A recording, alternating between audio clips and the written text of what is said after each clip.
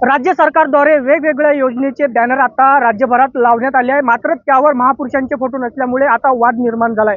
आज वंचित बहुजन आघाडीच्या कडून काही ठिकाणी बॅनर काढण्यात आले। आपल्यासोबत वंचित बहुजन आघाडीचे प्रदेश महासचिव आहेत। दादा, काय सांगाल तुम्ही? हे सामाजिक न्याय विभागाचा नालायकपणा आहे। इथे मोदी आणि फडणवीसांच्या बापाची जहागीरदारी नाही। सामाजिक न्याय हा महापुरुषांच्या विचारावर असतो आणि त्यामुळे डॉक्टर बाबासाहेब आंबेडकरांच्या नावाची स्वाधार योजना असेल तर बाबासाहेबांचा फोटो का नाही, शाहू महाराजांच्या नावाची योजना असेल तर शाहू महाराजांचा फोटो का नाही, रमाईंच्या नावाची योजना असेल किंवा अहिल्यादेवींच्या नावाची योजना असेल तर राबवणार आहे सामाजिक न्याय विभाग आणि प्रचार सुरू आहे तो भाजपच्या 2 नेत्याचा। त्यामुळे ही दादागिरी वंचित बहुजन युवा आघाडी खपून घेणार नाही।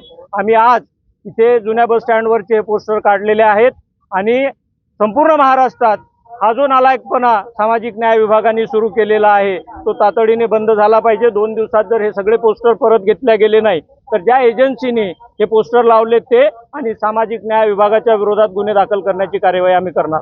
महापुरुषांना जाणूनपूर्वक डावल्या जाते का वाटते? हे काही नवीन नाही।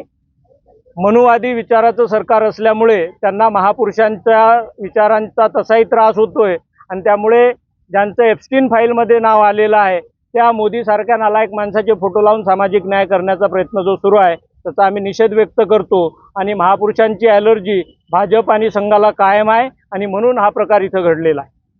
दरम्यान हे होते वंचित बहुजन युवक आघाडीचे महाराष्ट्र महासचिव, प्रदेश महासचिव आणि त्यांनी सविस्तर याबाबत माहिती दिली आहे। कॅमेरा पर्सन चारुदत्त सोटेसह योगेश सिरसाट, NDTV मराठी, अकोला।